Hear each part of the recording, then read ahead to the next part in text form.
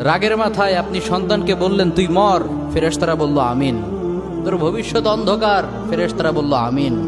রেগে মেগে আপনি আপনার মেয়েকে বললেন জীবনেও তোর কপালে স্বামীর ভাত জুটবে না, ফেরেশতারা আবারও বলল আমিন। আচ্ছা, আপনি না সেই ব্যক্তি যে তার নিজের জীবনের চাইতেও সন্তানকে বেশি ভালোবাসেন? আপনি না সেই ব্যক্তি যে তার সন্তানের জন্য হাসতে হাসতে নিজের জীবনটাও দিয়ে দিতে পারেন? আপনি না সেই ব্যক্তি যে আল্লাহর কাছে নিজের চাইতেও সন্তানের জন্য বেশি দোয়া করে? তাহলে কি করে নিজের হাতে নিজের সন্তানের এত বড় ক্ষতি করতে পারলেন? Doesn't make any sense. Common sense বলতে কিচ্ছু নাই আপনাদের? আপনারা কি জানেন না আপনাদের রাগের মাথায় বদদোয়া করাগুলো ফেরেশতারা আমিন বলে? দাওয়াতুল ওয়ালিদ আলা ওয়ালাদিহি, বাবা মা তার সন্তানের জন্য যেই দোয়া করে সেটা ভালো হোক কিংবা বদদোয়া হোক, আল্লাহ সেটাই কবুল করে নেয়।